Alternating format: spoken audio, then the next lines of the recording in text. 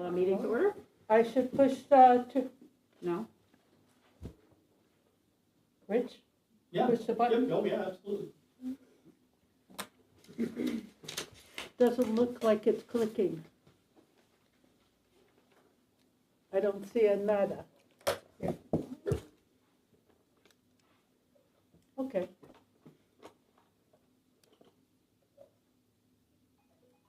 Okay, thank you. 7 PM, I'd like to call to order the meeting of the Niles Main District Library for January 17th, 2024. Trustee Kadir? Trustee Derblick? Present. Trustee Schoenfeld? Here. Treasurer Botello? Present. Secretary Rosensky? Here.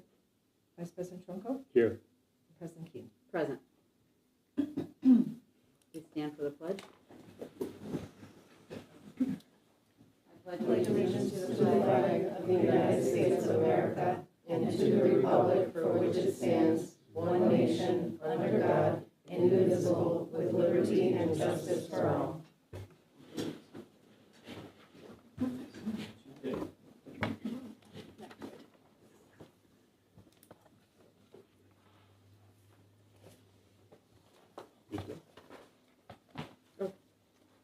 Is there a motion to approve the minutes of December 13th, 2023? I'd like to make a motion to approve the minutes. Did they do the roll call?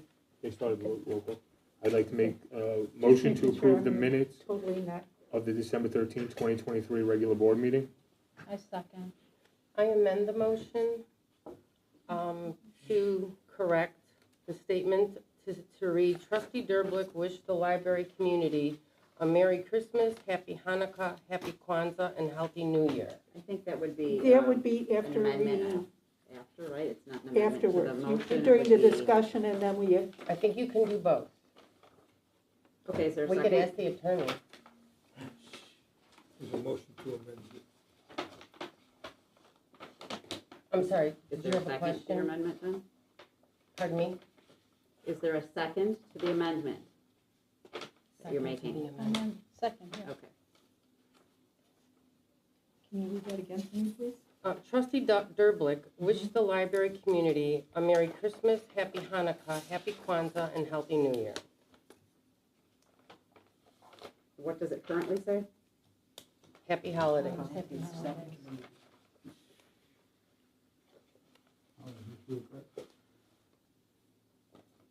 All right, Margaret, when you're ready.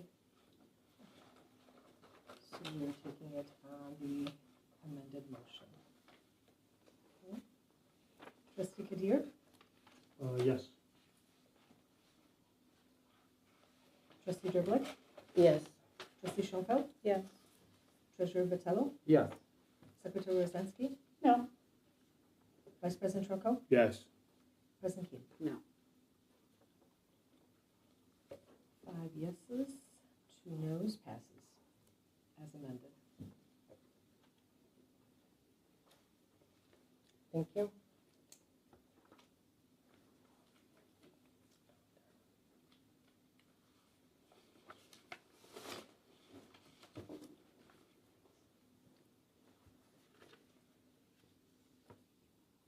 Who has the list of public comments?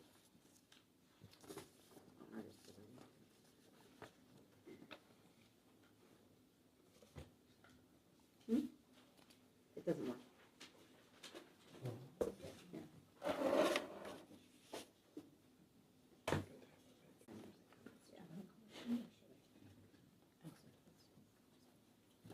Okay, on the list of public comments is Elliot Osherman. Good evening, Board. This is Elliot Osherman.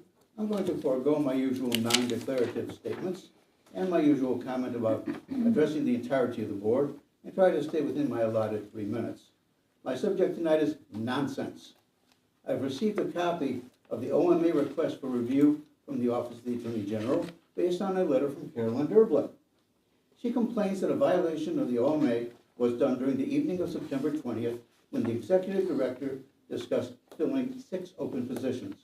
When Madam Derblick was elected as Board President in 2021, the then Director informed her that according to the Secretary of State, the Board is responsible for 1 hiring. that of the executive director. All other hiring is to be done by that executive director. Anything else is micromanaging. As I've stated in the past, in my view, Carolyn Derblick has at least one of three problems. One, she doesn't hear. Two, she doesn't listen. And or three, she does not believe what other people tell her. The interim director promptly and properly responded to the OMA request. I have in the past explained to the board the definitions of stupidity and ignorance. In my view, Madam Derblick has exhibited both by generating the request for review, by not hearing, by not listening, and not believing what others have told her. First reminder, the next voting for Board of Trustees is scheduled for April 1st, 2025, with early voting approximately 10 days before that. Second reminder, Illinois primary 2024 is on March 18th. Thank you, good night. Elliot, regarding your public comments, Excuse me, I did not ask you any questions. regarding your public comments, I just want to remind the board that we have listened to his extremely rude and critical comments for quite some time. He verbally attacks individuals with his bullying tactics. The reason I'm bringing this up is, as we all know, the Niles Main Library is located among numerous schools at the elementary, middle, and high school levels. Hundreds of dedicated teachers in this library district work tirelessly to promote safe school interactions and facilitate positive relationships among students. Yet the Niles Library Board continues to promote and publicize bullying by Elliot Osterman with his critical and degrading comments. In addition, chuckles and laughter by trustees condoning this bullying also appear on the videos. A student bullied at school should not see bullying affirmed by our board meeting videos. I ask the Board of Trustees to reevaluate public comments and provide a solution, as the students and adults in the Niles Main Library District deserve better. Please strongly consider this request by evaluating public comments as an agenda item. Thank you. I think that the public comment policy is going to be reviewed because all of them are going to be reviewed, so that will be included in that. But I mean, some of the comments that are coming your way are years in the making, and it has nothing to do with what's happening in schools. Bullying like I've is an said issue, and we before, need is to that, do a better if you would job. have led by example, we wouldn't be Okay, in this trustee, situation. you're out of now, line. so. Trustee Keene, you're out of line. Thank you. Is there another public comment? There's no more on the list. Is there anyone else that would like to make a comment that's present? Thank you. So we are moving on to number 5, payment of the bills. I'd like to make a motion to approve operating expenses of $207,376.50, payroll expenses of $390,521.85, special reserve expenses of $4,940, for a total monthly expense of $602,838.35. I second. Go ahead, you can second Yeah, it. I second. Sure. Any questions? I have questions. Reviewing the checks for the month, I have a question regarding an expense report that was given from a former employee. My question is, how and why was this former employee able to attend a conference in Indianapolis from 11/6 to 11/8, knowing that he was leaving our library for another position? And most importantly, how did our library benefit from this expense? Are you asking me? I'm asking all the trustees who are going to sign off on the bill. Did you, I don't know if we can name the employee in here, or No, I did not name the employee. I'm asking if we can, because I'm not sure what you're talking about. Yeah, you can. Or, You can name the employee. You can name the employee. Okay, I'm assuming it's Sasha? it's Sasha. Yeah, I figured, yeah. I have all the paperwork here. okay. So I'm questioning that because how did it benefit the taxpayer as well as So, the patrons? of- Suzanne, let me ask you this question. Are you saying that the library was aware that he was departing at the time that the expense was approved? Or even that he was. Or even that he would, well, it's twofold, right? It's One, two was he, questions. was But why he are, aware? wait, I'm asking my questions first. No, I'm asking you to clarify a question, that's all. My question is, how are we able to expense this expense report from this individual, knowing that he was leaving our facility? And how did we benefit our library or employees from his exposure from the maintenance and communications conference? That's the part I'm asking. Who knew? You're saying no. He but who submitted, knows? Sasha submitted his resignation notice before he went to this conference. This conference expenditure was approved in the beginning of the budget year by this board who approves, the budget for the planned conferences.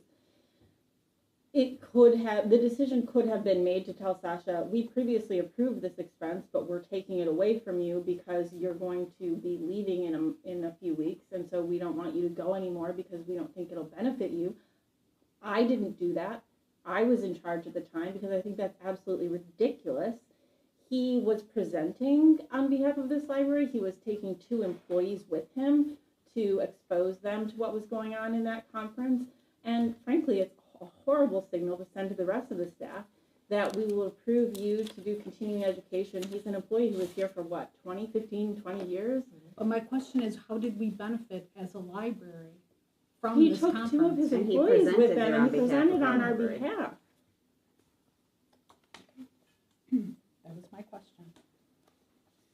Thanks, Thank Laura. you. Thank you, Pilar. I had 2 questions.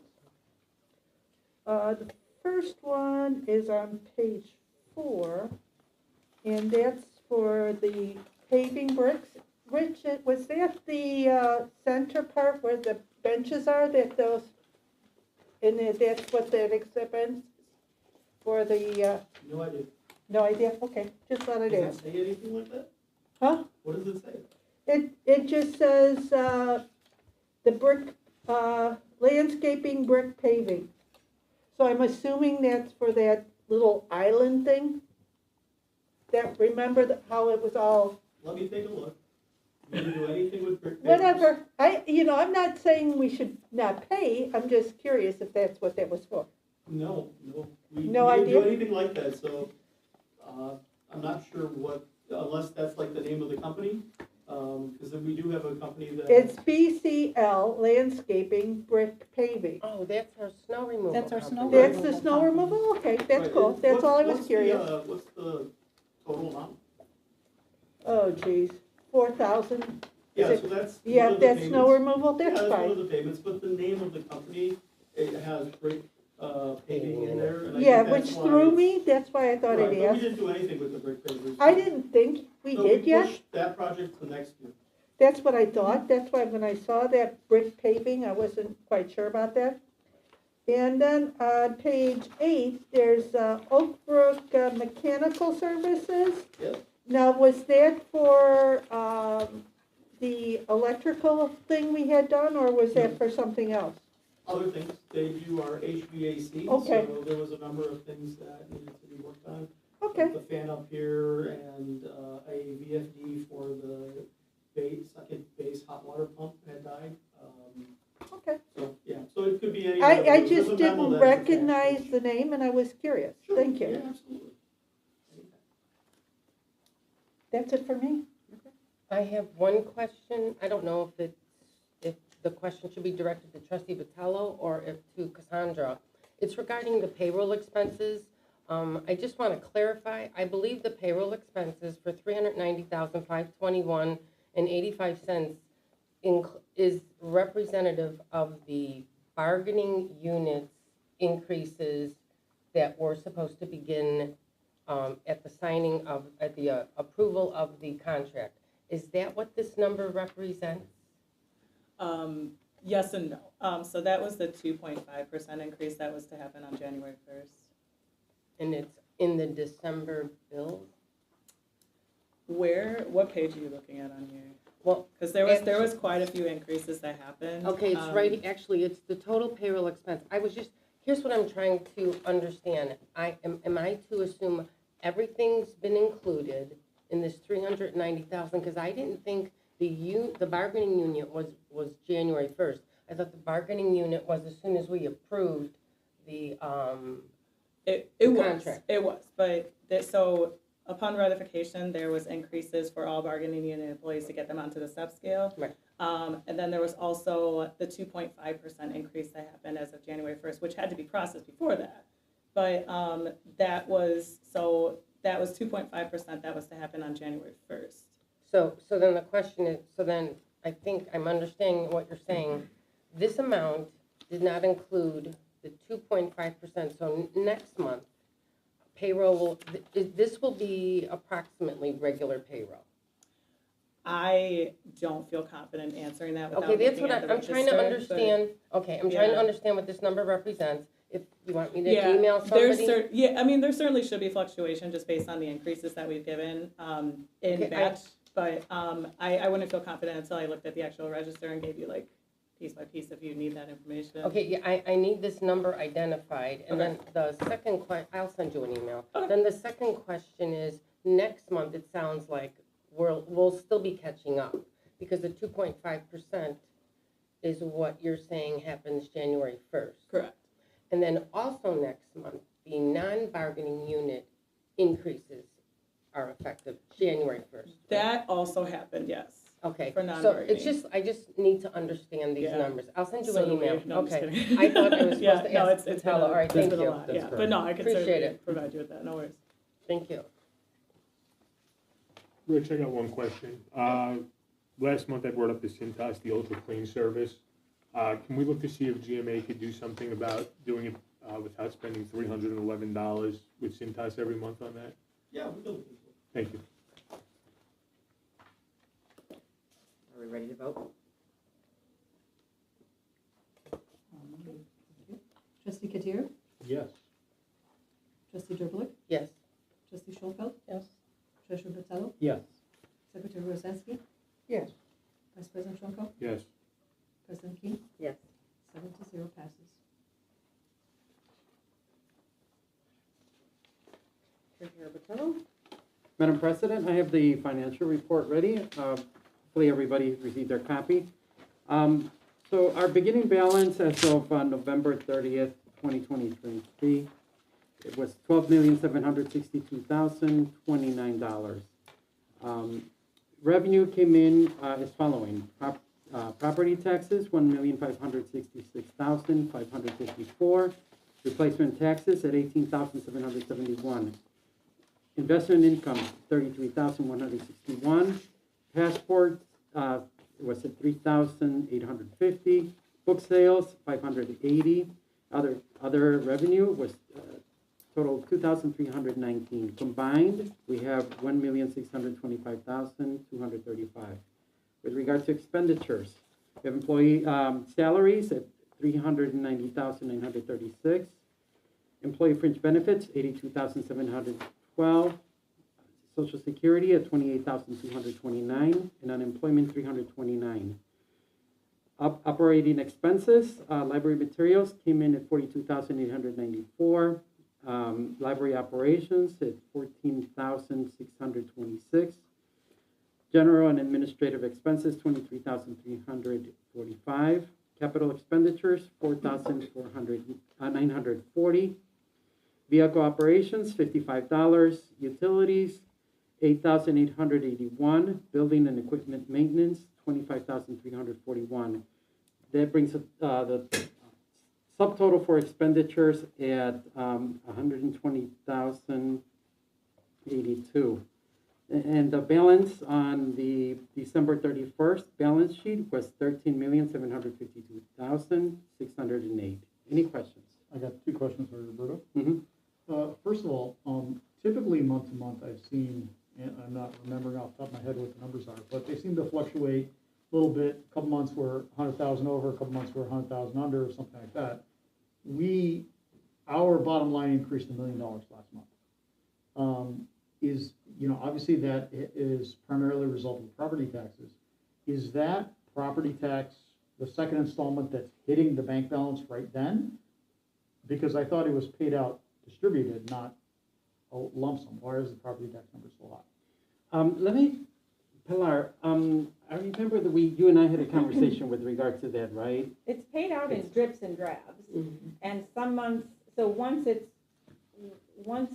paid, Right. it still has to get processed through the county, and the county pays it to us, not in one lump sum, or in any sort of measurable way. We get drips and drabs, over the course of the maybe 3, 4 months, 5 months, in amounts that have no rationale that I can sense. So some months we might get $2,000, and then next month we get $2 million. It's really not predictable. Okay. Okay, so that's, and then the second question that I have, thanks, Paul. The second question I have is, what was the 12/31/2022 balance, just so we know where we're. With regards to the ending balance? Yeah, so like, what's the 1 year-over-year change? You know what, I don't have that. Let me see if I have it on the other reports here. But otherwise, I don't see it here. Okay. Can I just give it to you? Sure, yeah. That's a curiosity question. Okay. And I'll get that information for Can you you. email that to me? Can you copy me on that, please? Or can Sure you will. send me a note as well, Yeah, please? I could CC the entire board if needed. Thank you. Okay. Excuse me, trustee Battello? Yes. Yeah, be- Wouldn't that balance sheet be available online under the, Well, so January 2022? We can all pull it up. possibly, and I want to so- make Make sure it easier that, for him? Yeah, that's fine. Okay. so. And then all this information will just be for 2022 as you see it for Right. today, okay? Okay, Mhm. sounds good. Yeah, I'll just look it up, you don't need it. Okay. If I have a question, I'll. All right, very good. Was there another question?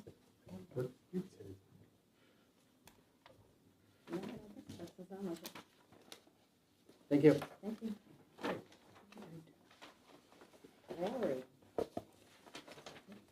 The director's report. Hi. Yay. I'm gonna give it to Pilar first, since she did the first half of the report, and then I will make my The introductions. first half is very basic because, between the holidays and sort of slower times, I just have a list of the things I did.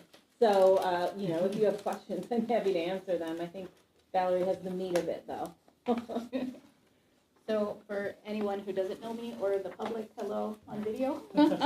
I'm Valerie Marshall. I'm the new library director. Very happy to be here. I started on January 8th. And thank you to Trustee Trunko for bringing in treats for us to celebrate me coming. I appreciate it on behalf of the board. So thank you to the board in full. The staff has been wonderful and welcoming, and so has the community. And I'm trying to hit the ground running, so I do have some suggested topics that we're going to be talking about later on our agenda. But does anyone have any questions about what I've reported or anything that you want me to look into in my second week? Right. If not, thank you so much again for having me. I'm happy to be here. Checked off like Thank 30 items off the list in 1 week. The first day on the job, she had an OMA or a PAC request, and then she had weather closings, and she had, it was. It was That was busy. a Yes, welcome it was to a Chicago. busy week, and we're still here and we're still open, so going good so far. Valerie, will you be setting up meetings with trustees so we could maybe have a chance to sit down and talk with you and get to know you a little bit one-on-one? Yes, absolutely. I plan on sending an email out to get availabilities from all the trustees to meet with me individually. I just preparing for the board meeting as well as all of the closures. It's been a little busy. Absolutely. Just a wee bit. Thank you. Of course. That's all I have. Thank you. Thank you. Anyone have a question or comment about the rest of the statistics or the programs? I do have a comment on the executive director's report. I like the last two comments. I agree that we should figure out how to pursue continuing education and also policy review. So just gonna voice my support. Thank you. Sorry, Becky. No, that's great. I wanted to thank Todd for bringing the podcast back. Is he there? Yes. No. No, it's no. not. Back here. Okay.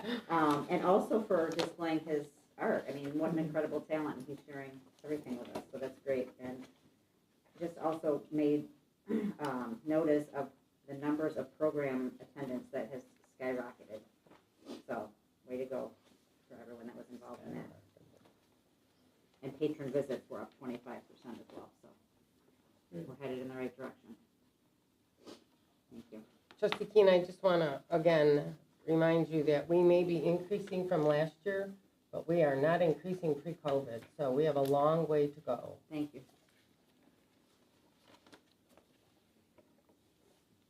All right, so number 9, communications.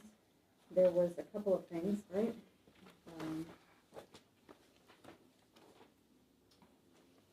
I included the correspondence from a couple of patron donations, Thank just to you. make the board aware of some kind donations that came our way. And I did include chapter 1 of the standards for Illinois Public Libraries, the most recent copy of that. That's page 41, I think. Is it? Yes, page 41. So I'm not sure how the board would like to do this. This is part of continuing education I've done since my previous library. And in other chapters, there are checklists that I like to go through with the board. In this first chapter, it is a simple introduction. So I'd like to read the introduction and go over some of the core standards, if the board is open to that. Perfect. Good. All right. So I'm going to skip the part that says public library definition. I feel that we are all fairly familiar with that. So introduction. As with past editions, the Serving Our Public 4.0 task force struggled in finding the balance between inclusivity and setting the bar at a meaningful level. The consensus of the current and former task force members is that a one-size-fits-all document is not plausible. Public libraries are largely locally funded and should be uniquely suited to the needs and resources of their communities and users. Nevertheless, it is in the public interest and the interest of the library community to have the word library signify certain standard conditions that one could expect to find. A library that does not currently meet one or more of the core or other standards might cite that deficiency in making a case for increased funding. And this is a side note not in the text, but we do use this document for the annual, why am I forgetting the name of it? Or not, The grant. Per capita? Per capita grant, grant yes. application. The annual per capita grant is based on these standards, so it's very important that we understand them. Coming up to this standard might be the focus of one or more objectives in a library's strategic plan. The staff and boards of libraries that meet basic standards might pose the query, what makes a library effective? And consider ways of enhancing the library's effectiveness in serving its community. After reviewing the federal library standards and other states' library standards, the task force outlined the following basic essential standards that all Illinois public libraries should work daily to uphold. Number 1, operate in compliance with Illinois library law, which I'm sure Dennis will appreciate. Have an organized collection of information. Have written library policies approved by the library's governing body. Have a fixed location or locations with posted regular hours of service. Have a trained paid staff to manage the collection and provide access to it. Be supported in part or in whole by public funds, and have an identifiable library materials budget. In addition to these essential standards listed below are standards that have been enhanced and defined. There are 23 standards listed here, and I will try to go through them as quickly as possible, but I think it is important to have them on record if you all agree. Perfect. So, Illinois Public Library Core Standards. The library provides uniformly gracious, friendly, timely, and reliable service to all users. The library is established and operates in compliance with Chapter 75 of the Illinois Compiled Statutes. The library is governed by a board of trustees elected or appointed and constituted in compliance with the relevant sections of Chapter 75 of the Illinois Compiled Statutes. The library complies with all other state and federal laws that affect library operations. The library adopts and adheres to the principles set forth in the American Library Association's Library Bill of Rights and other ALA intellectual freedom statements and interpretations. The library adopts and adheres to the Code of Ethics of the American Library Association. The library adopts and adheres to the Public Library Trustee Ethics Statement developed by United for Libraries, a division of ALA. The Board of Trustees adopts written bylaws that outline the board's purpose and operational procedures and address conflict of interest issues. The Board of Trustees appoints a qualified librarian as library administrator and delegates active management of the library to the library administrator. For the purposes of this document, a qualified librarian is a person holding a Master of Library Science, MLS, Master Science in LIS, Master of Library and Information Science, which is the one I have, or other comparable degree from an ALA accredited program, and or actively participates in continuing education opportunities each year offered by the Illinois State Library, Regional Library Systems, and the Illinois Library Association. Library boards and communities should strive to have a minimum of one staff member holding an ALA accredited master's degree.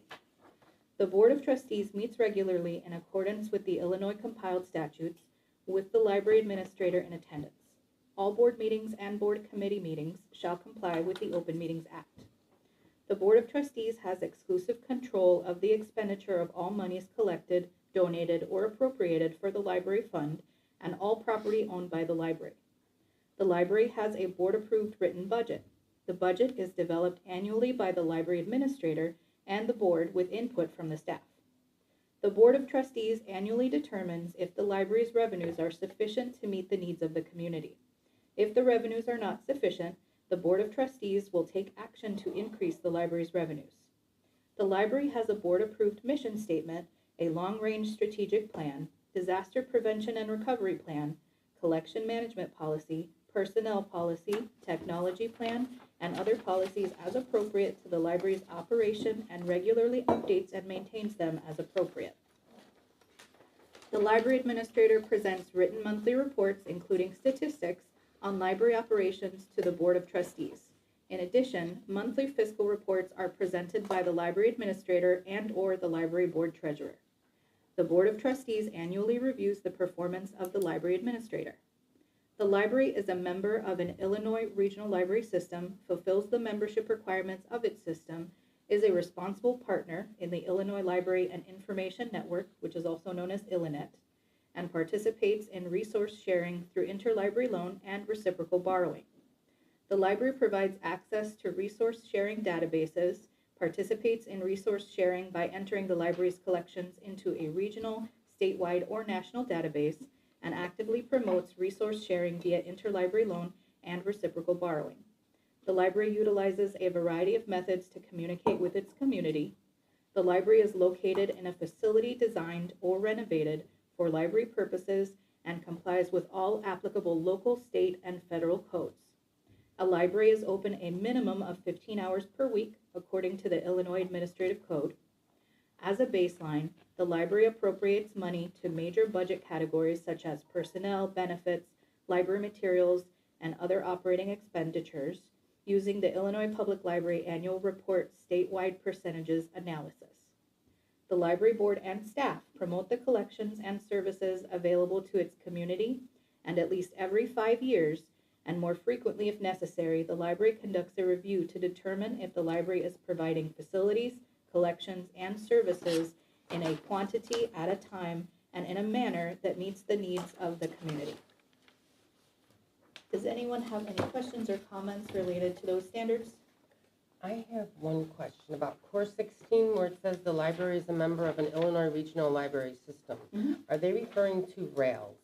RAILS and or CCS. The one from the, CCS, isn't, I thought that was the system. just to CCS manage- is like the SWAN, is like the catalog. Rails is the RAILS is the system. larger system. Okay, all right. Now, are all libraries, I thought all libraries were not part of RAILS. So is that a requirement? It's a requirement to be part of a system. There are other systems within Illinois that also Okay. qualify for this. Okay, and that's where CCS would come into, if you're part of CCS but not RAILS, then you're.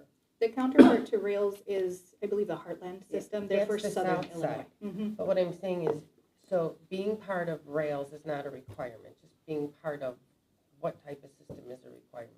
Rails is the required system because Rails is what we use to distribute interlibrary loans. So they do our deliveries, they're how we share books and other materials. Right, but I don't think all libraries are part of Rails. Some are part of Heartland, which is. No, but I mean separate. libraries that are in the Rails locale. I mean, if you're up north, you're Rails. If you're down south, Your Heartland. right? But I thought I heard that there were libraries in the Rails area that don't belong to them, so it's Not not that I'm aware mandatory? of, but that is not, I don't believe, relevant to us because we are part of Rails. Okay, so my question is this mandatory or is it not mandatory that you belong to Rails? That we have to belong to a system, and Rails is the system in our area that functions the best. So it's mandatory that you belong to a system that allows you to, I think that's the loaning of books through other libraries or whatever. Okay. Interlibrary loan. All right, thank you. I should say functions the best for us. No judgment on any other library system. No, I guess I'm just trying to get this, is it mandatory or is it not? It is So mandatory. It's mandatory, okay, thank you. Any other questions or comments? Well, just a broad, high-level question. Who is responsible for ensuring that all these standards are met? Is that a, We are collectively. Myself and the board as a partnership are Okay. collectively responsible. Now, I am unaware of any library that meets these 100%. And so every time we apply for the per capita grant, which is usually the responsibility of the library administrator, we list things that the per capita grant will help us fund to improve or better meet these standards. okay. And even if we're meeting them, we can always make improvements generally. But I guess my question was more of, who does the check? Hey, we meet one, we meet two. we I meet three. usually do, I would Okay. as the library Okay. administrator. And then you would let us know if there's anything that. If there's any large challenges, yes, but like I said, every year when we submit the per capita grant, there's going to be things that we list that we need funding for Mhm. to either enhance or improve. Okay. That's good. I had a couple comments. I just wanted to point out 4.8, which is the Board of Trustees appoints a qualified librarian as a library administrator and delegates active management of the library to that library administrator. And I want to make sure, Valerie, that you know that that's how things are gonna go. We know what your job is, and you know what your job is, and we're not gonna do your job. And we're not gonna try and get in that, in that with you. Also, in number 8, or no, I'm sorry, I wanted to move on to 15. The Board of Trustees annually reviews the performance of the library administrator. That's something the board hasn't done in quite some time, and I think it's very important that we get back to doing that. It will be a whole year for us to be able to do that, but I think that's good practice. And I just want to thank you for bringing this back to us, because this is something I think the board previously did on a regular basis, but hasn't been done in a long time. So I'm grateful for that. Thank you. Thank you.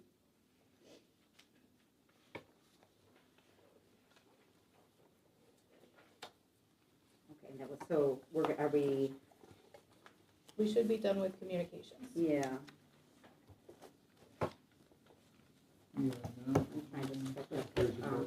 So are we thinking we're gonna be doing some of these every month then, right? Yes, my goal for these standards specifically is to go over at least one chapter per month when possible. Now, I won't read every single chapter verbatim as I did this one. At my previous library, I would go over the checklist. The checklist is usually much shorter. But if we wanted to see the chapters in their entirety, Yes, if you want to see the chapters in their entirety, I can either purchase a copy of the book for you if you want the physical book, which I left a copy by your seat, Becky. Or it is also linked online. And as part of our discussion about continuing education, I'd like to talk about having other training resources available to the board through a SharePoint site. Can I please have a copy of the book? Okay. If you can, give me the name, or if I can have the name and stuff to verify, I don't, although how recent, how new is this? The copyright date it's the should be same on one you there. have, I think. Yeah, it's the same. If I have it, you know, I'd like to just be able to have the name and whatever, so I can verify I have it. We're gonna I come don't back need to the this copy. during I the have one that we were given. new business also, so, Okay, cool. okay, thank you. All right, so new business, Secretary's report. Secretary's report. I'm sorry. There secretaries. isn't, to my knowledge, is, Not to my knowledge. No. Okay, so no secretary's report, so we're on 11, new business. We have 11A is to discuss winter reading program with Windy City Bulls free ticket giveaway. I'm not sure how well people can hear me with this, but. Sure, I'll take the lead on this one. My family and I for the last 4 years have been Windy City Bulls season ticket holders out in Hoffman Estates. So it's actually the G League. It's not the real Chicago Bulls. It's the minor leagues of the Bulls. And through partnering and conversations with them, I was able to find out that they do a lot of work with libraries in the area, giving away free tickets to games for families, especially when we're at a time when sporting events are absolutely ridiculous to go to. Trust me, I love going to them. But it is very expensive to take a family to. So we partnered with Windy City, and anybody who completes the winter reading program that ends on January 31st will receive a voucher for a free 100 level ticket for them to go to a Windy City Bulls game. There's free parking, the concessions are rather reasonable. It's in Hoffman Estates, so you're not going into the city. They gave us 100 tickets, and 100 tickets were donated to the library, so there's been 200 tickets total. So, if we need more, we could always reach out to them, and I know that they're willing to give us some more tickets as well. Their season goes all the way to the end of March, so that gives people 2 months to go to a game. So, that's it. Thank you for supporting and promoting the winter reading program. We appreciate it. No problem. Thank you. Okay, so 11B is discuss continuing education for trustees, which brings us right back to what we were just talking about. So I know this is what the book looks like that we're going to be going through chapter by chapter. Some of us have it, some of us don't. If you would like a copy of it, just let Please send me an Valerie email. know. There was another book that I got when I came on That board one I think I have. I called don't the Trustee think I have Fact the other File. one. So if, And that one is slightly outdated. There is a newer version of it. I don't know how much the content has been updated, but okay.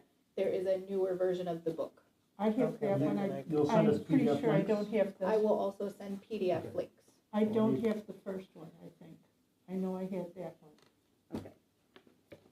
So to give a little background on this, I mean, training for trustees is something that I've been bringing up for a very long time. I think, you know, as a professional in any area, continuing education is always a good thing, right? You want to stay on top of your game.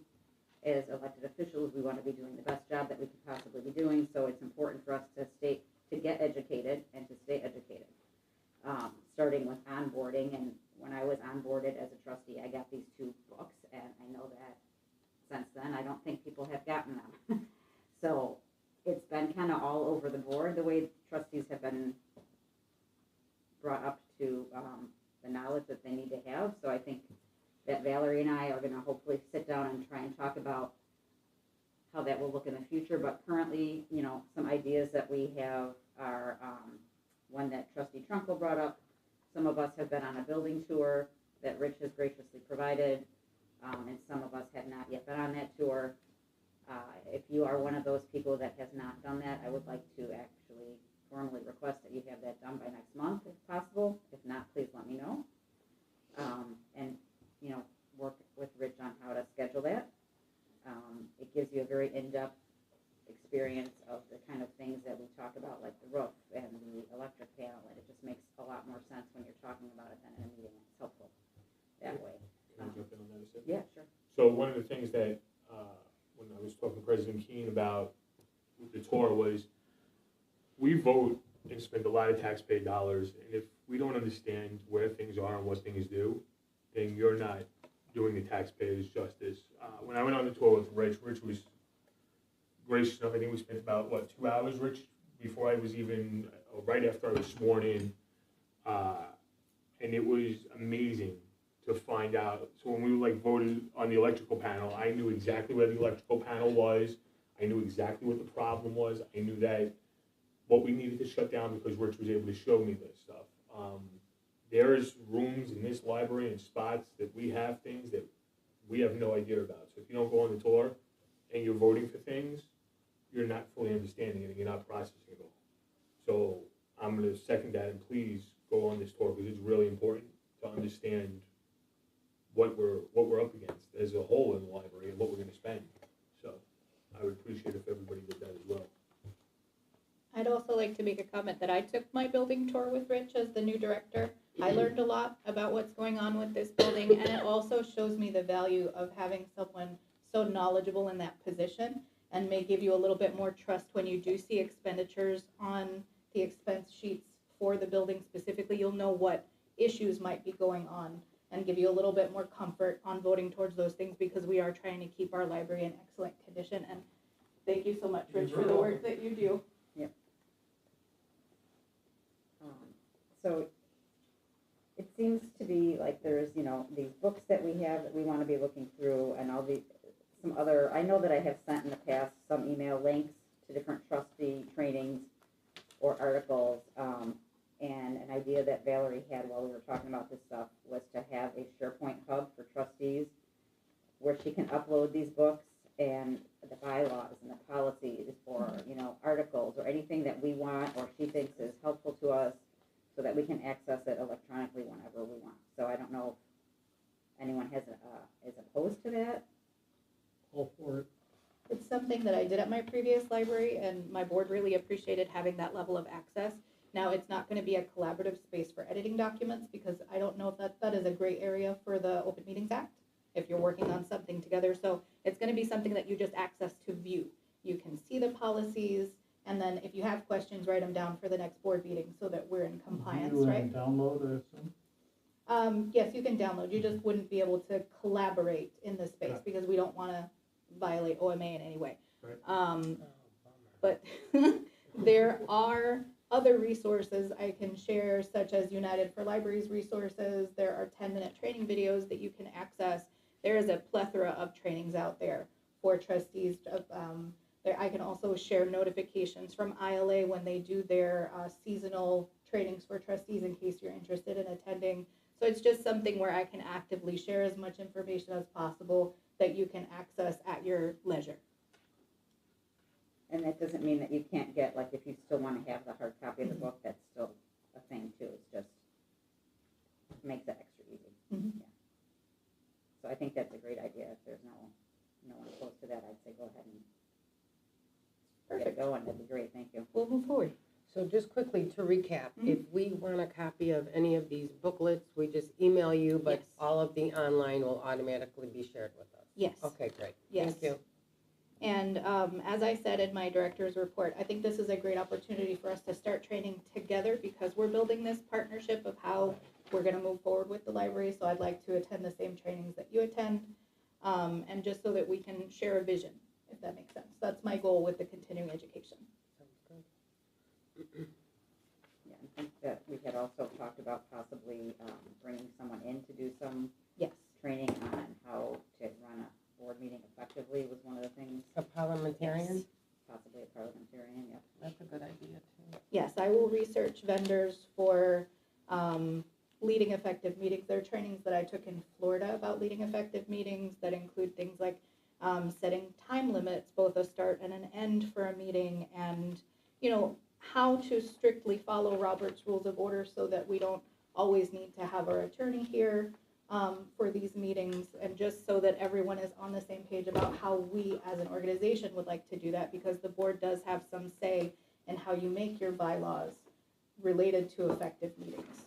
So if you have that training and we're all on the same page, we can move forward in a similar fashion and all be, you know, in agreement with how we're going to do things. Thank you. And to discuss a policy review schedule is 11C. Can I jump in with a comment? Oh, of course, I'm sorry, did anyone have a comment? No, before I no, moved comment ahead? on. Sorry. So, okay, your comment is on C, sure. Yeah, so just going off what Valerie just mentioned, I think it would make sense that we edit and review policies after we have some of this information on hand, so we're not just doing it willy-nilly and, kind of arbitrarily. Once we've gone through these trainings, it would make more sense to edit the policies after we've gone through some of these trainings that you're recommending.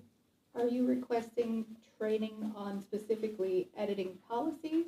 No, not on editing policies, but just on, sorry, I having a brain freeze here. You mentioned, so for example, how to conduct a meeting, okay, that portion is fine, but there are some policies which are directly related to meeting procedures, for example. And so it would be good to have the recommendation first and then get to the policy, rather than have the policy and then say, okay, well, you know, X, Y, Z is what's actually recommended, but our policy is, you know, QWP, and so now let's go revisit it again, and let's see if we can bring it closer to X, Y, Z. It just doesn't make sense to do it twice. That makes sense. So you're saying, for example, if we are editing a policy related to how meetings are conducted, such as Right. the bylaws, have the training related to conducting meetings prior to working on that Exactly. policy. Okay. Exactly. I don't think it hurts to start looking at them though. Some of those bylaws and some of the things in the trustee manual are very outdated to even what we're doing currently. Just we're on meetings since May when we were seated. So I think that we should at least look at that, because even something as small as making sure that the agenda was in order was something that was missed over the last couple of years. So I just think that we could start looking at some of those things now. Any major tweaks, yes, we definitely would like to have training, but I think we should all start taking a look at it, again, just sort of like the tour, right? Like we should all, while it's a voluntary position, it is Sure. elected, and we do need to put some time in, and now that we're not having 2 and 3 board meetings a month, taking an hour a month and looking at one particular bylaw or something that you may want to make a tweak to and bringing it, you know, having some notes ready would be beneficial as well. Agreed. And we should also have a timetable for the whole thing, otherwise it's gonna go on forever. Yep. Bylaws take 5 votes to change. Understood. Yep. Policies, no, they take fewer. It's a majority of the policies. It's a majority, correct. So then we are still moving forward with coming up with a policy review schedule, correct? Yes. Okay. So some of my questions for the board are if you have any policies that you would like to prioritize, so that I can consider that in the proposal for an actual schedule. At my previous library, so the recommended standard is that most policies, with the exception of bylaws and a couple of other ones, get reviewed every 3 years. So we do have some flexibility and some time. And I had a schedule saying in April we're gonna do this, in May we're gonna do this, and you can't always stick to it depending upon what comes up, but we did our best. So I think it helps us move forward for the board to say, okay, I need to look at this policy because we're gonna talk about it 2 months from now or a month from now. We also had committees to do policy review. I know that this board has not considered committees previously, but it's something to. Not used for a to. long time. We used to, they were just dissolved. One of the directors didn't want to continue there. Mhm. But that's a great idea. So it's something to consider. It is a board decision, whether or not, how you want to do this. Do you want to do it as committee meetings and then bring committee findings to the board to consider?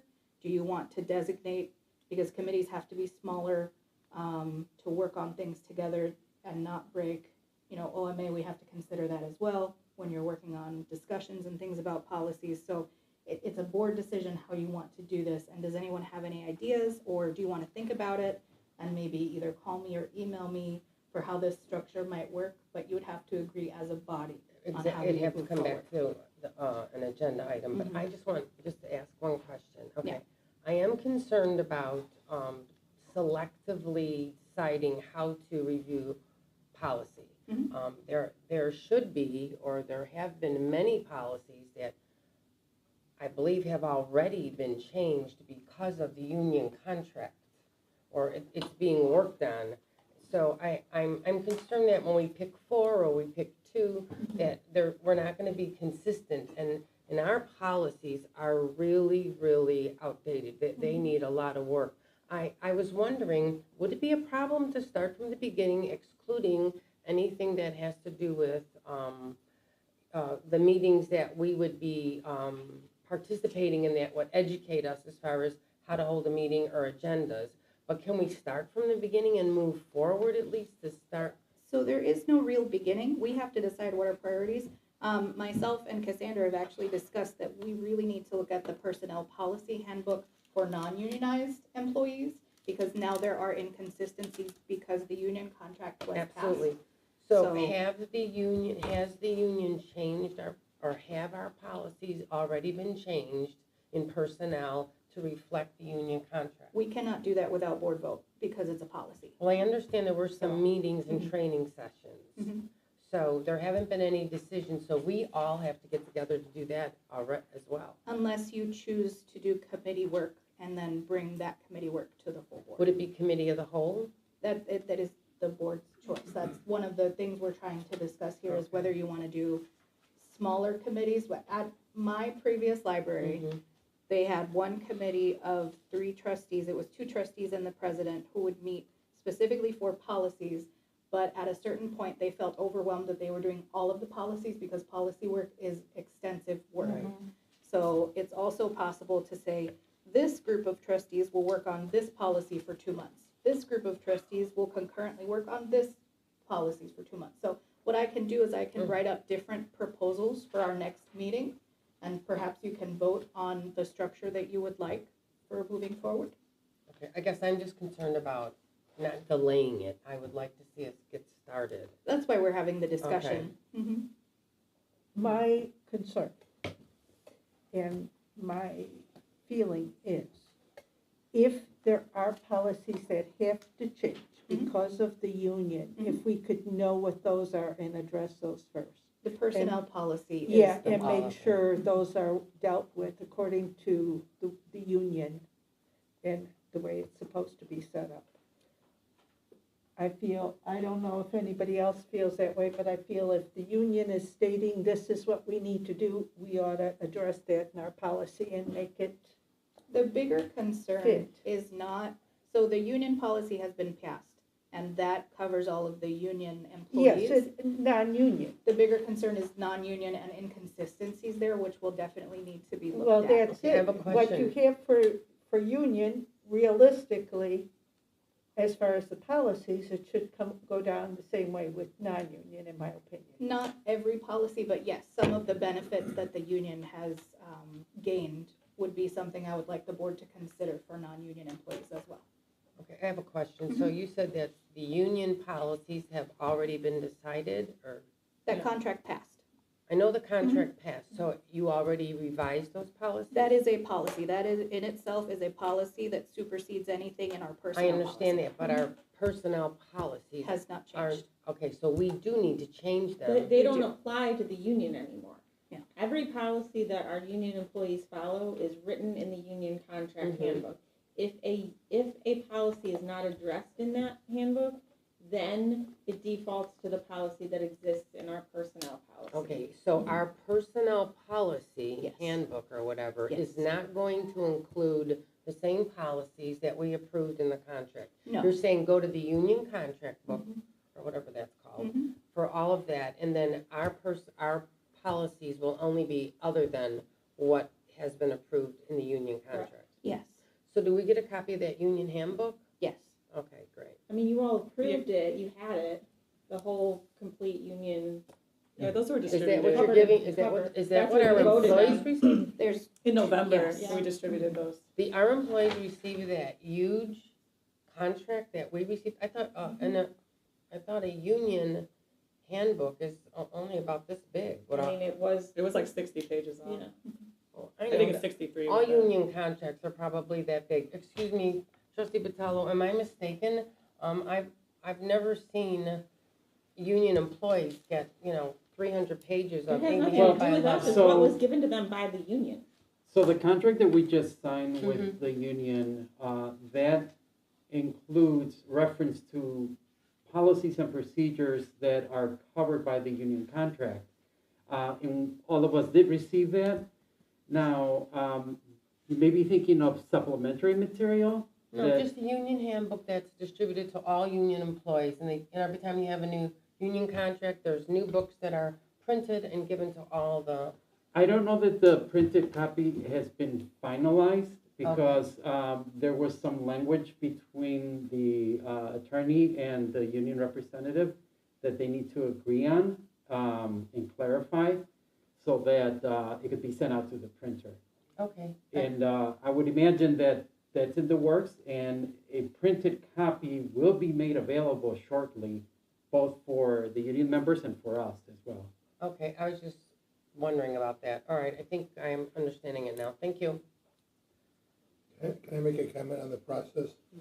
If the board decides, excuse me, that they want to set up a structure of a committee structure to review policies, keep in mind, those committees are subject to OMA, which means every time you meet, you gotta post the notice of it, and you gotta post the agenda, and you gotta stay within the parameters of the Open Meetings Act.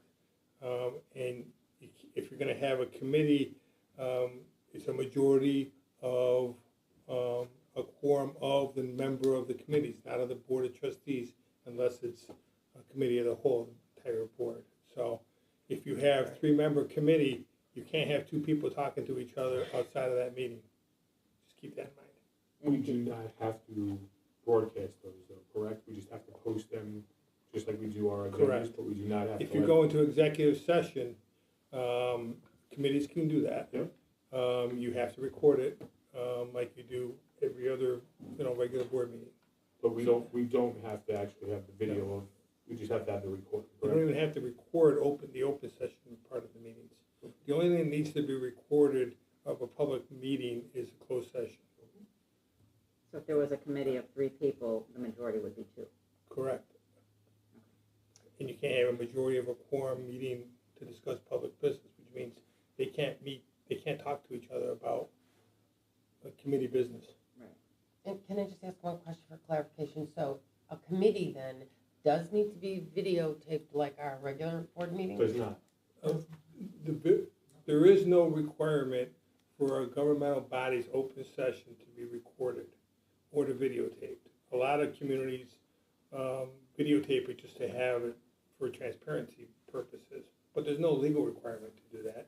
There is a legal requirement to record closed session portions of the meeting, but not the open session. Okay, so then those committees, we do not plan on taping. Is that what we're saying? We're That's just up saying to, that's. that's up to you. I'm saying you're not legally required to do that. I was just clarifying if we had to or not. I was just thinking for information purposes, for whoever's not on that committee, that you could, be aware of discussions instead of, it helps keep us all, You could, but abreast sort of of what's like when- going on. But like sort of when you and I were on community relations, there was nobody who ever taped that or videoed that. Those are audio taped. They are not anymore, so. Well, that's because George changed that. They used to I'm be not audio discussing what taped. goes on in the But village, I'm anyway, just saying that for we our don't have to. benefit, I think it's helpful for all of us to be aware of what's going on. I mean, it's your decision, I'm just bringing that up, because we also, didn't we videotape our decennial committee? So I'm just saying, for information But purposes. that was a committee of the whole. But you still didn't have to tape it. Yeah, so we're just discussing different Okay, options at this point. that's And I fine. think, Valerie, it would be very helpful if you were able to document different ideas for us to review before next month, and then at next month's meeting, we can make a decision on how we want to proceed with either smaller committees or a committee of the whole, or how we want to handle it. I will absolutely do that. And my recommendation, as far as consistency purposes, would be if we are recording meetings, we should continue to record meetings unless and until the bylaws change about meetings in general. But as our lawyer said, it is possible to not have to record any of these meetings except for closed session per the law. My previous library did not record any of our open sessions, just for information purposes. Thank you. Any other comments on that 11C? No. Okay, so then we're on to 11D, which is. Can I just ask one last question? When do we want to start this? Do we have a I timeline? think the goal for next month would be to decide how we want to handle it, right? Oh, okay. With her, with the suggestions, Valerie will email us before the meeting so that we can go through them on our own and then discuss next month. Do we want to do a whole committee of the whole, or do we want to do smaller committees? And then at that time, we can, and I think also you said that you will pull some of the things that we think, if there are things that we think are more important, like the personnel, we'll start with that and go from Yes. there. Okay, so it sounds like it's going to be, it not something that we're gonna let sit for 6 No, months. mm-mm. Okay, great, thank you, appreciate it. Okay. Discussion and possible actions, so we need a motion for this one, right? I move to discuss and take possible action to amend resolution 23-02, the resolution of the Board of Library Trustees of the Niles Main District Library, County, Illinois, regarding closed session recordings and minutes. I second. Thank you. So this is something that came up, last minute, and that's why it wasn't on the original agenda, and trying to find it in my packet. Is it in our packet? It was in the supplemental information. Okay, Was this item posted 48 hours in It advance? was, Yes. it was posted on Monday, 4 o'clock. so that's, So this is kind of in response to the PAC request that we got, and the, request that trustee Derblick made in October. Or, so, you know, the policy has been changed. It was changed in 2021, it was changed in 2023, and it doesn't seem to be working for us the way that it stands right now. But I thought the way we could start this out would be maybe, Dennis, if you can give us your viewpoint on what the purpose of closed session recordings is and how they are intended to be used, maybe? Well, are we talking about like the trustees' availability to review those, or just in general? No, just in general, I think to start off with would be helpful. Yeah, I think the refresher for purpose, us. I think the purpose is, of the executive session recordings is to have a verbatim record of exactly what occurred there, so that if there's questions about whether or not there's been a violation of the Open Meetings Act by a local government going into closed session, the PAC will have the ability to, or the court will have the ability to review the recording to determine whether or not there's been a violation of that act. I think that was the purpose of it. Okay. And how long do we have to keep those recordings for? I think it's 18 months. And anybody can have access to those? No, no one has access to them except for the PAC or a court could, but even in a court proceeding, it's only available for an alleged violation of the Open Meetings Act. So it's not even subject to discovery in general litigation. And anything, But any trustee is allowed to have access to that. anything over 18 months though, we could destroy. You and can, you move should on make a from it. motion, a resolution. Only to- if there's written minutes. that's Yeah, I'm what I was assuming there's thinking. minutes. There's not. Oh. On Exactly. some of them we don't have, and I'll be honest, on mine, the reason I haven't is because I have recently had it suggested to me that if we want to destroy them, the minutes have to be relatively accurate. Now, in the past, I remember being told we can't put names if we are going to open those minutes. But I was also told we don't have to necessarily open the minutes, we just keep the copy of the printed in case there's a lawsuit or something. So I'm assuming that you're talking about the 6-month review of closed session minutes. Yes. And whether a determination is made by the board whether to keep them confidential or not. Yes, There's no legal requirement that says that you can't release names. But most governmental bodies will not release the names involving personnel issues for particular employees. So if you have whatever it is, a disciplinary action or something else with respect to a specific employee, usually they'll keep those minutes closed, or at least portions of those minutes closed. So every 6 months, you have to review your closed session minutes. You gotta determine whether or not any or all of them can be released or need to remain confidential. how detailed is my question, do I have to be in the written minutes? Because at one point I was told, simple and sweet, just this is the topic, so-and-so was there, this is the topic we discussed, Yeah, and there's- that's it. There's no bright line test other than it has to be a fair summary of what the discussion that was held, so that if someone down the road looked at those minutes, they would know what the discussion was. It certainly doesn't have to be a verbatim recitation of who said what when, but it needs to be in enough detail where a third party that didn't attend the meeting could figure out what was discussed and what was decided upon. Okay. But there's, like the dates, and there's certain parts of the meeting that have to, or parts of the minutes that have to be there. I But understand the the discussion dates, itself the is, names of people that were there. it's, But like, some are briefer than if- others, some yeah, but people what like, for, in general, detail. we've had how many meetings pertaining to union negotiations? How detailed are we supposed to get on those?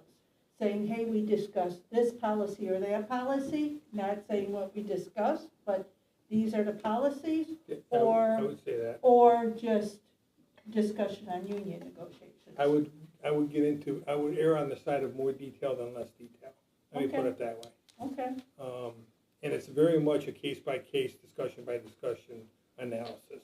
because, yeah, before I start writing mine up, I thought, gee, if I do them simple and sweet like I was told, and then something happens, I don't wanna be wrong and have somebody say, hey, why didn't you go In the into more example you detail? gave me, I would get, I don't know what the discussion was, but I would talk about, these policies were discussed, this was the general consensus, or, Well, should we Or- say general consensus if it's during negotiation, or just say these were the areas that were discussed? again, it depends on, I don't know the answer unless I knew what the discussion was. Okay, okay.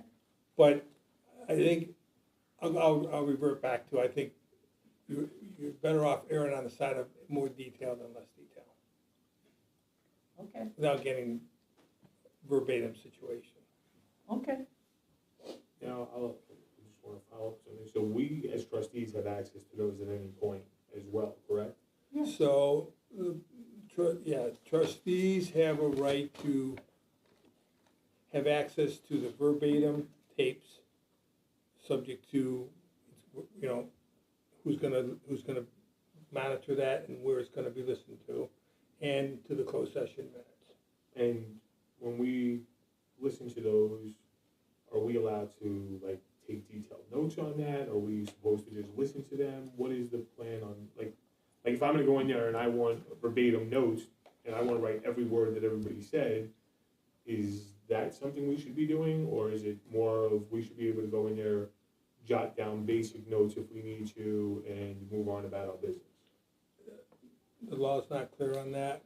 I think the way it would come down is this, there's a reason that it's closed session, and it should be, remain confidential among the board members, and the least, or the fewer number of, recitations of exactly what happened in closed session, the better off you are. So, I think the board could adopt a policy that says you can't write down word for word every comment or every statement in the executive session, but you can take notes if you need that. If you feel as a trustee you need to have that information to make an informed decision about a vote or something about the library, I think you have a right to take notes about what was said. Okay, just not verbatim. Got it, thank you. That's how Well, but that's how I think it would go. technically you have to have that written in policy, don't you? And That's what he that's said, what we're that's gonna what do he wants. tonight. So what we're doing right now is gonna figure out how do we want that policy to read? Do we want it to read that we don't want to have verbatim, word for word notes? I mean, that's not what, those minutes shouldn't be leaving the building, really, in my opinion. I No, mean, they those are shouldn't. confidential things. So if you're coming in here and sitting down and writing every word of an executive session tape, that shouldn't leave the building. So that's one of the things we need to decide if we want in the policy or not, that that's not okay. So Dennis, you quickly said they shouldn't be leaving the building. So if a trustee has done that, where they've taken notes verbatim of executive session, should those be returned and destroyed to the library? Due to the interest of confidentiality of executive session. I honestly don't think that there's a clear answer to that, because I think a trustee, I think a trustee has certain First Amendment rights that are protected. So I don't think you can ask them, I don't think you can require them to return the notes. But if it does, But I think you can adopt a reasonable policy that To go puts some, forward. that puts some parameters around what the process will be when trustees are reviewing minutes and recordings. Okay. Whether or not those are reasonable and whether a court will view them to be reasonable, I don't know, is the answer. There's no case law on it. Right, but we don't know. I think one of the other parameters that that we had discussed is the way that supervision needs to be handled, right? Supervision actually needs to be, whoever's listening to the tape needs to be in the same room as the person Yeah, who's supervising them. there's, under the Open Meetings Act, the supervision can be done by a number of people. One is the board secretary, one is an administrative staff person like Valerie, or another trustee. My recommendation is, and the purpose of that is to make sure people aren't taking the minutes away or making copies of the minutes or that sort of thing. So my view of it is, I think it makes sense for somebody to be in the room with the person that's reviewing the recording and or the minutes. So for our policy, we need to decide, who's gonna be the person that the board agrees can Person or oversee that. persons. Right. Can it be more than one person? Does it have to just be the secretary? Can it be the director? Can it be another trustee? And, what about taking notes and stuff like that? Also, I was thinking maybe we should put a limit on how many hours a session can be, I think maybe 2 hours is a reasonable limit. I agree with don't know how that. everyone else feels, but I think that cascading. Can I make a couple comments? Of course, sure. One is, I think you have to have more than one, I don't think you can say only the secretary is gonna monitor this, because the Open Right. Meetings Act says the persons that shall be available shall be one of these three people, this group. So I think the idea of it is the board needs to have a process in place that actually gives access to trustees to review this stuff. So I think you can put reasonable parameters around times for particular sessions, but I don't think you can say you got 2 hours to review it and that's it. If the person hasn't been done, I think you've got to accommodate that person for another day, for another 2 hours, or whatever. Another day, but I Correct. sat for But 4 hours I don't think straight. you need to have your staff sit there for 8 hours. I sat there for 4 hours or straight for whatever. one Yeah, session, I mean, which I think is a little longer than need be. Can I just make one suggestion as far as determining who should be available with the person who's listening to the tapes? I think it makes sense to have, well, the board secretary, because that's her position, the director, but if it, and another trustee, but I don't know that we should limit ourselves who that other trustee is, because based on people's schedules, our director leaves at a certain time and trustees maybe can't get here till the evening, and then they would try to find a trustee that's available that would still accommodate someone's request to review them. Would that be a problem? I think it would only be a problem if that other trustee allowed the first trustee to write everything down, note by note. Okay, and you know what too? We have to realize that we are all elected and we are sworn to uphold the law. And if you determine that this is going to be our policy, then it has to be followed. So if you think, is your purpose that you want to police us because you don't trust the trustees? We're starting, it's how we always start off when we have a discussion. There's always this underlying mistrust. We've got to get over that. Well, help me along. Okay, so I would, again, my suggestion is that if someone wants to view the minutes and is unable to come during the day when Valerie's here, that a trustee should be able to go with the trustee, whoever it is, whoever's available.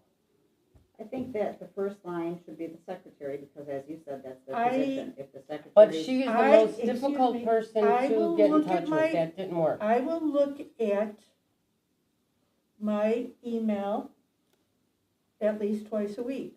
So I don't Right, that's expect unacceptable. somebody to expect me to say, okay, I'll be there tomorrow, because I might not read it until tomorrow. Okay, and I would be able to reach other trustees a lot sooner than 2 or 3 days, just to schedule an appointment. I think that's not flexible, especially you're listening to these tapes because there's a reason, or there's something that needs to be decided or discussed, and you have to wait days and days to schedule this. I mean, there's 7 of us on this board. How does Why the rest should that of the be? board feel? I mean, I think that the secretary's job is that. I think that checking your email twice a week is reasonable, but I No, would not be. Unacceptable.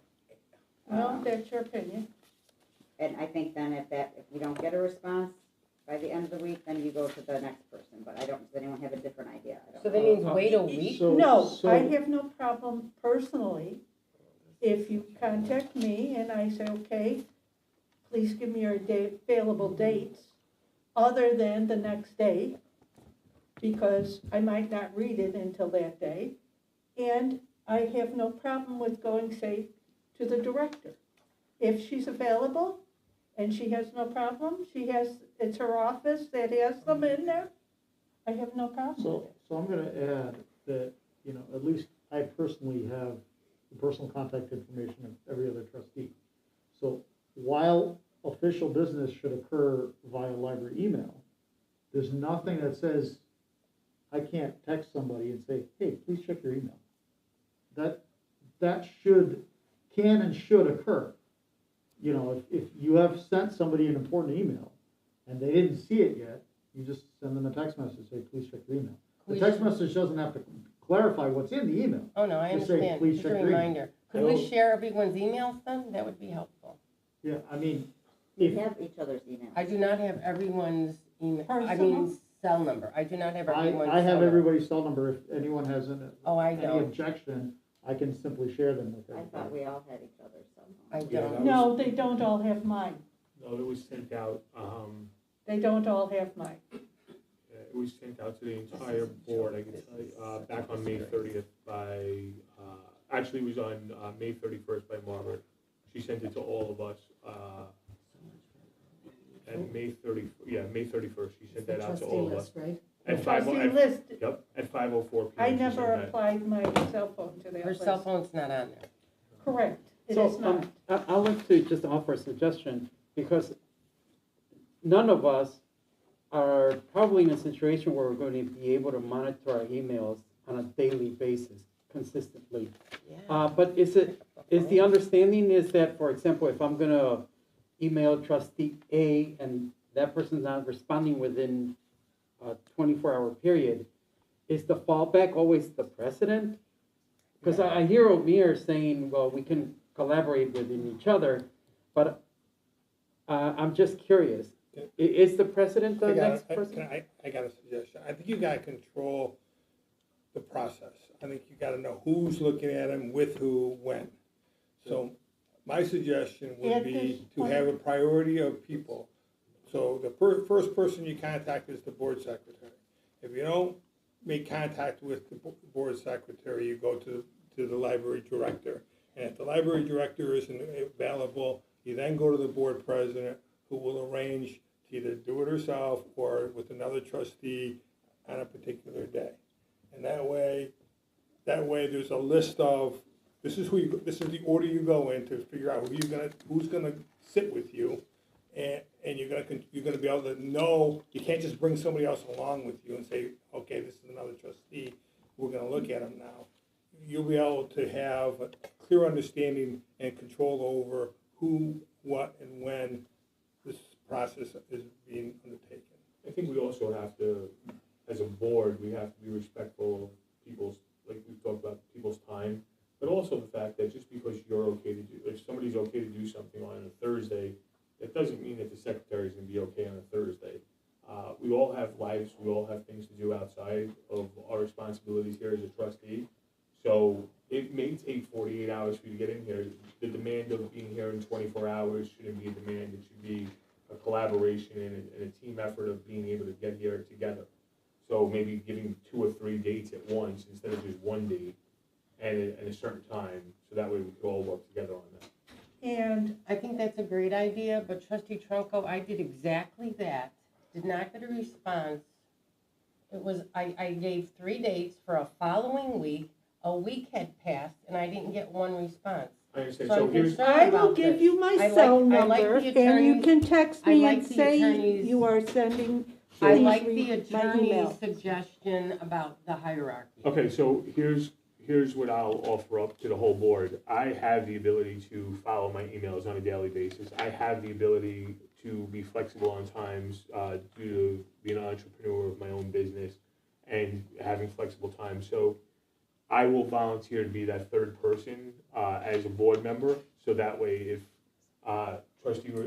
Secretary Rosansky can't, be here for a reason, if our executive director is busy running our library, which I would much rather prefer her do than sit and watch somebody listen to a tape, then I will make sure that I will be able to respond to any emails within 48 hours. So you'll And- replace the president? No, I'm not replacing the president. I'm throwing it out there saying that I am more than That happy he's to willing be, Now we to have be a four. to be person. there, so that way we don't have to first send emails and do everything to see who else could step in. I'm more than happy to be that person to step in. Right, I'm confused.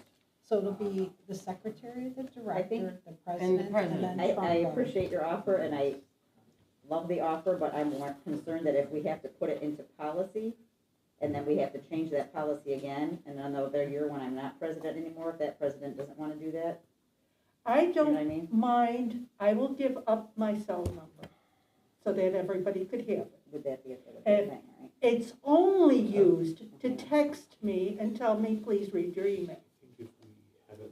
I don't want to have, you know, I'm in the grocery store and have a conversation with somebody about the board. No disrespect, but just don't pick it up.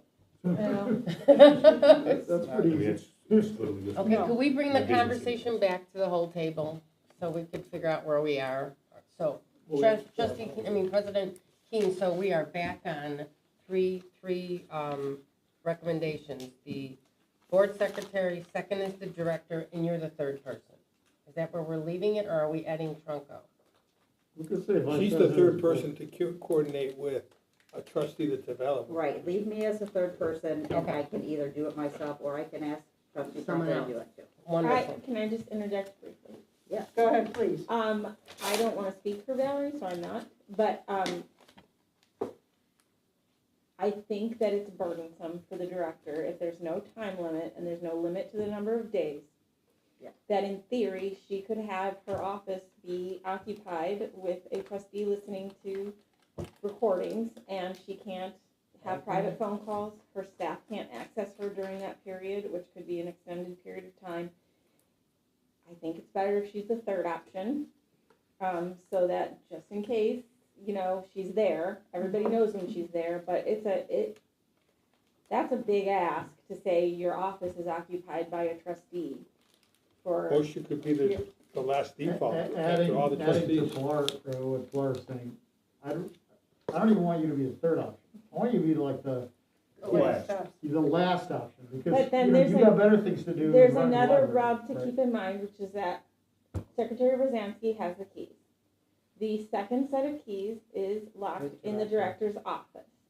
If another trustee is escorting, two trustees are coming, there's gonna need to be some communication happening about accessing the keys in Valerie's office.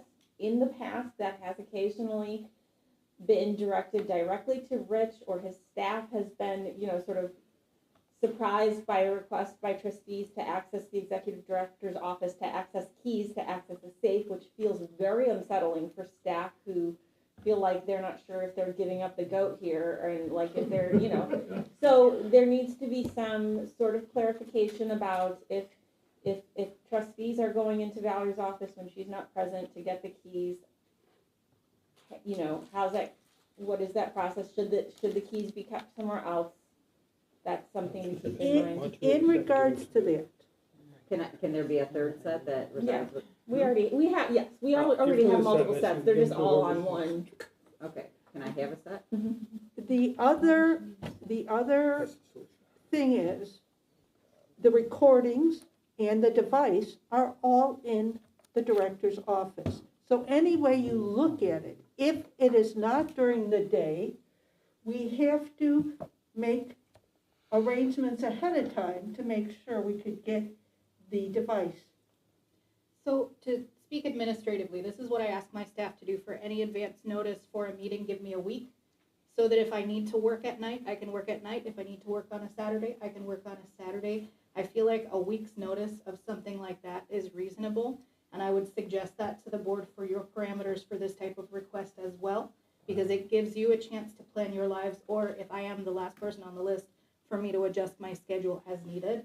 Now that is your choice as far as the time parameters, but my suggestion and preference would be no more than 2 hours at one time, which is 5% of my week, my work week, and no more than once a week, and with at least a week's notice, at least for myself.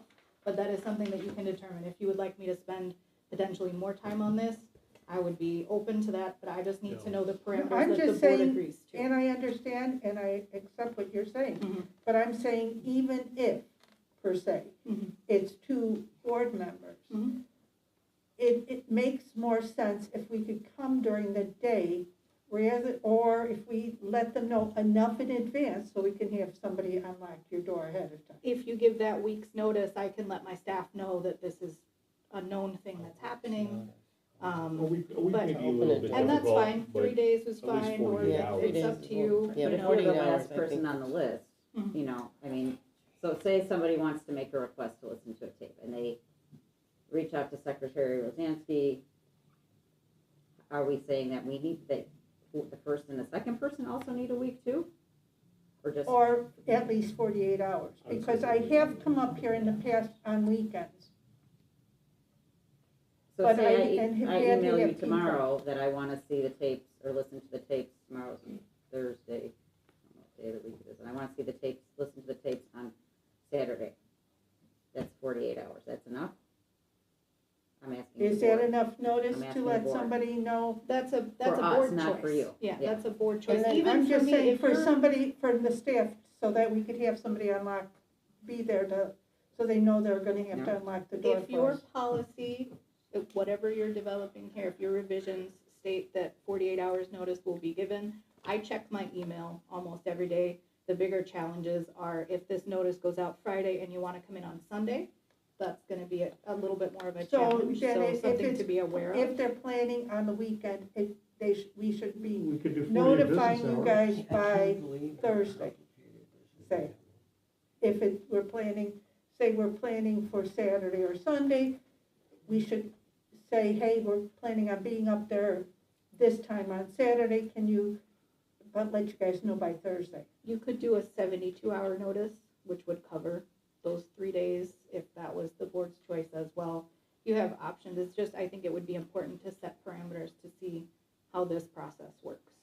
I think the 72-hour parameter is not out of line, since we have to have somebody unlock her office so we can get at the equipment. So me having a set of keys is really not helping anything, so I don't need those keys. Not if we can't get to the recordings Okay. or the, Can you put the recordings and the equipment somewhere else? Outside of- nah. No.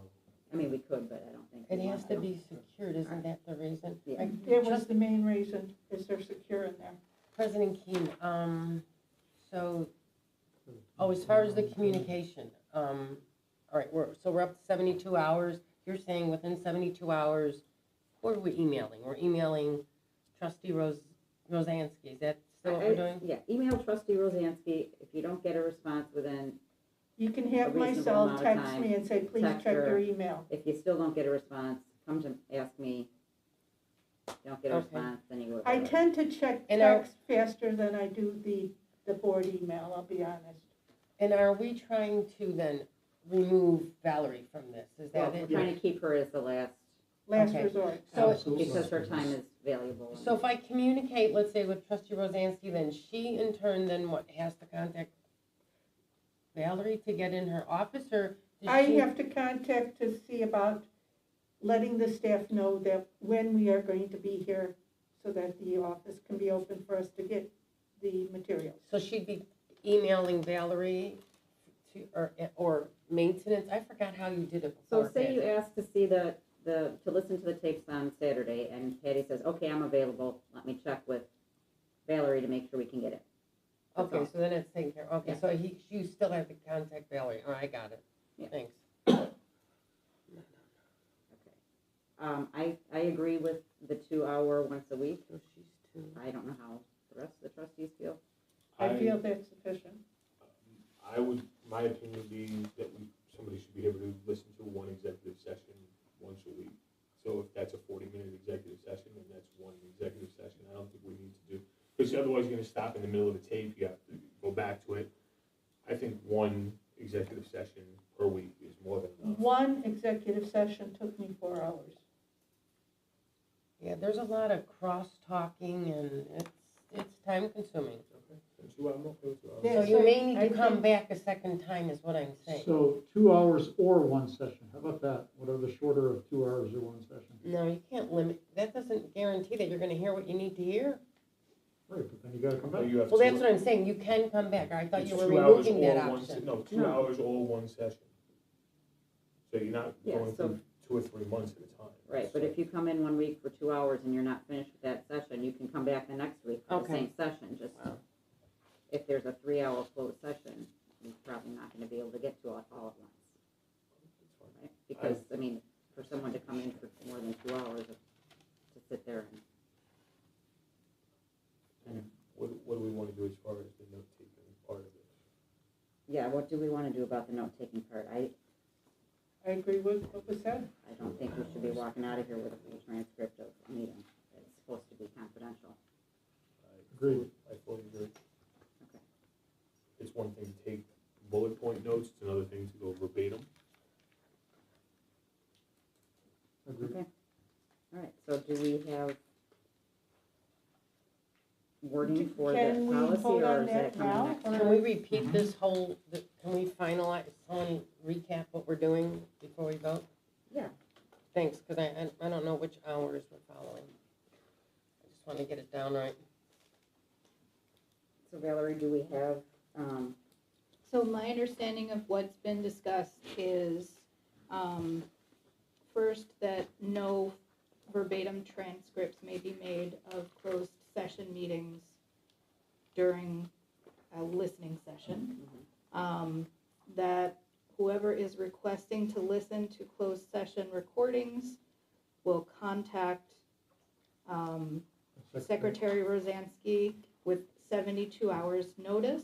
So that we can contact somebody from the library to make sure we can get in and get it. And once trustees agree on a date and time that they will be coming, contact the director so that we can arrange for access. And the limitations on a session for listening are 2 hours once per week. yes, That is my understanding. that's correct. Sure. So is this, are we voting on this now, or is this? Do you some- want, is your intention just to amend the section 2 of the existing resolution? What about the Because that's policy? sort of what the motion, The President and Board of Trustees of the Niles Main District Library, I'm reading the one that we have now, determine that it is in the best interest of the library that the Secretary of the Board of the Library Trustees maintain outside of the main office of the library temporary custody of the verbatim recordings and minutes of the closed sessions of the That meetings. That was part we're not changed. talking about, No, right? that was changed. section 2, right? Because we voted already to change that to, it should stay in the library. So Yes. that's the way it was changed Right, in the former board, yes. that the secretary keep it at her home. so section 2 on the second page, Okay, access to the thank you. verbatim recordings and minutes of the closed sessions of the meetings of the Board of Library Trustees shall be granted in the library's main office in the presence of the Secretary of the Board of Library Trustees. So is like what's on the table to change that to, Yes. to this? Yes. Okay. And then can I ask one question? Attorney Walsh, does a resolution then supersede the policy?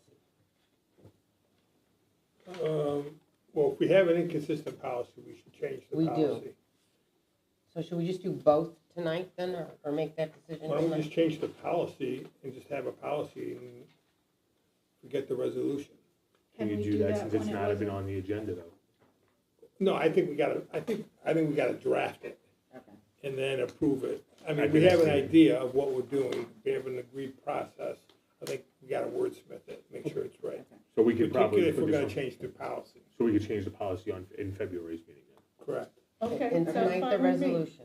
So tonight we could do the resolution, and then we could make a policy in February, because we actually have it that we could, possible action, so we could change the resolution. Yeah, you could. But does it make sense to do that and then change the policy, or should we just wait? I think it would make sense to do everything I at the would same wait. time. Okay. Let's just wait and change the So policy just in February. So then I think- Agree on the wording, the general wording, and then tighten it up and vote on it in February. Correct.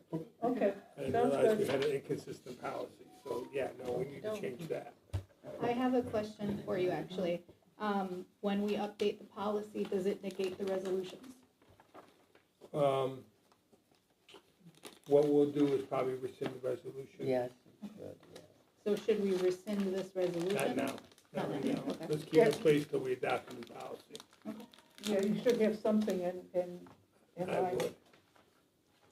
Okay. But just from a practical standpoint, I wouldn't, the resolution says only the board secretary can supervise. and I don't think that's proper. I That's don't, I not mean, I don't think that's that's not right. legal. I don't think it's fair to the board member who wants to Oh, listen. Not So, legal. So perhaps that should be taken action on tonight? Change that part of this yeah, you resolution? could say the secretary and or, Another board member? a board, another board member. Well, then if you're gonna do that, you might as well And bring it to. do all the Let's just resolution let- and just, Why don't we Let's just do it in wait till next February? month. yeah, let's leave them go July this month. Tighten it up, write it the way we want it, and do it, I got pass that it in down. February. Because, you know, Okay. it gets too confusing otherwise. You're changing it this way only for a month. Now, Happy to assist with that drafting, Becky. let's go back a little bit here, because there was some wording in here about the board secretary being able to take the minutes and the recordings. We don't wanna do that, do we?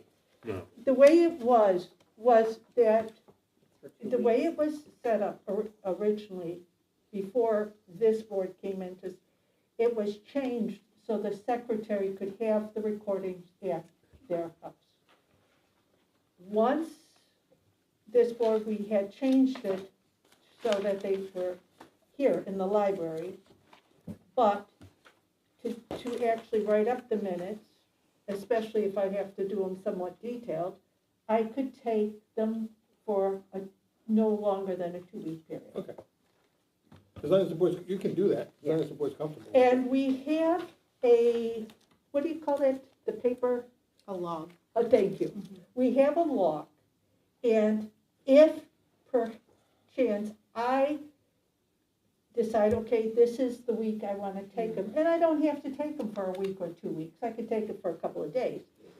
But I write it on the log and leave the log here, so everybody knows where they are, and then I just write down, you know, we'll return them by such and such a date, and, I get Kat, yeah, I understand that. I mean, the risk somebody loses them, or who knows what, but it's up to the board. You can do it if you wanna do it.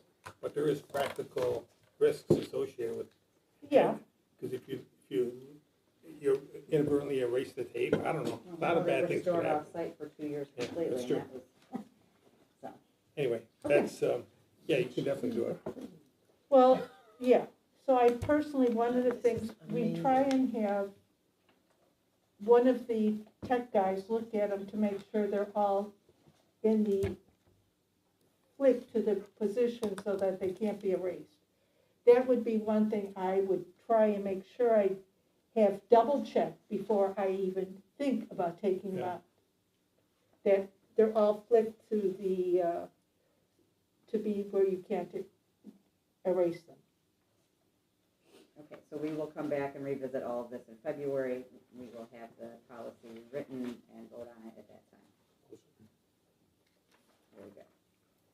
Moving on to 12 unfinished business.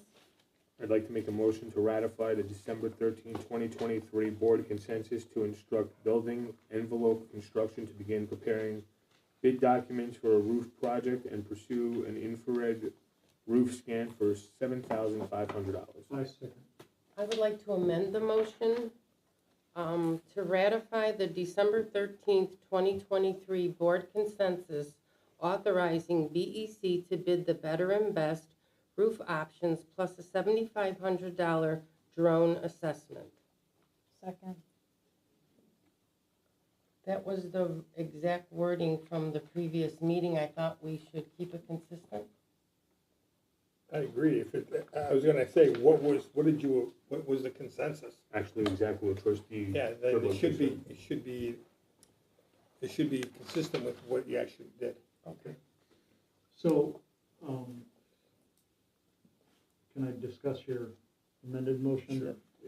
To word it slightly differently, although that would require an amended motion, but just to suggest. Motion to ratify the December 13, 2023 board consensus to instruct building envelope construction to begin preparing bid documents for the better and best options for a roof project and pursue an infrared roof scan for $7,500. Well, the word we used, or actually trustee Keene read the consensus was that we authorized. This is exactly what we said, we authorized BEC to bid the better. Okay, so instead of instruct, use authorize, that's fine. I'm thinking we should leave it the way it was stated at the last meeting. Just because we have a tendency to be inconsistent and somebody Okay. grabs this agenda item and it's not accurate and they're moving on. Can you repeat your amended motion? Oh, absolutely. Ratify the December 13th, 2023 board consensus authorizing BEC to bid the better and best roof options plus a $7,500 drone assessment. Treasurer, I'm sorry? Oh, you want a copy? I'll make a copy when we're done. Is there a problem with it? I'm just saying the drone assessment seems a little vague, so infrared roof scan, or you could say drone. Well, actually, trustee Trunco requested that assessment and it was clarified. That was the terminology we used. Okay. Infrared was not mentioned. But do we think drone is not infrared? Because the No, question he said it was was, going to be done by a drone, infrared assessment done by a drone. Right, so I think we should So add the either words way an should work. infrared roof scan, or a infrared drone roof scan. okay, not assessment. Yeah, you could use assessment. Because that's fine. the An word we infrared use, drone roof assessment. Or a drone infrared roof assessment, sorry. Just want to add the word infrared because that clarifies, and they already did it, so, you know. Do you want me to Vote read on it? the amended motion, yep. Okay. Do you have to vote on that again? No, amended. Clarification, Do you want me to amendment? read it again? Your amendment isn't gonna incorporate those, Right. Yeah. okay, I got it. read your amendment. No problem. Yeah. Ratify the December 13th, 2023 board consensus authorizing BEC to bid the better and best roof options plus a $7,500 infrared drone assessment. Second. We okay? Yeah. And there was a second to that, right? Yep. Okay. Yeah. I'll take a copy later just to make sure. Okay, so this is the vote on the amended motion. Trustee Kadir? Yes. Trustee Dudlik? Yes. Trustee Schoenfeld? Yes. Treasurer Botello? Yes. Secretary Rosansky? Yes. Vice President Trunco? Yes. President King? Yes. 7-0 passes as amended. Can I just ask one other request of the board or the director? When the bids are created, could the trustees receive those bids? That is a question for Does that Rich. How mean- have we done that in the past?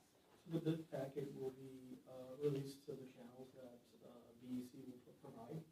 It will be publicly bid out, and that packet can be provided to the trustees, of course. Yeah. So we will receive the bid proposal, because in the past, So that, the bid proposals will be accepted by the library. They will be sealed per law, and they will be a bid opening, that will be public in the building, that BEC will be supervising, and we'll be supervising that as well. That bid opening will comply by Illinois statutes. They'll write down the bidder, the bids. In this case, I believe the board has instructed us to have BEC do two types of bids, one being the better, the other being the best. So those will be recorded separately. After that bid opening, basically they will score in a matrix all the bids and then present to the board the lowest and qualifying recommendation along with all the additional documentation. And that will be in a board packet, more likely in a regular board meeting. Okay, my request again is, let me just clarify. When BEC creates these bid proposals, I would like to receive an email copy so I can read the bid proposal before this whole process takes place, not after they've opened them and what have you.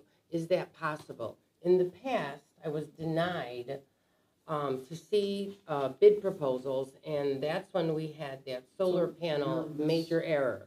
So is it possible to get a copy? Proposal. There's a All bid right. document. That right? I'm, okay, And if you want a copy of that, you'll get a copy okay, of the that. bid that we're submitting, that is being We're not created. submitting any bid.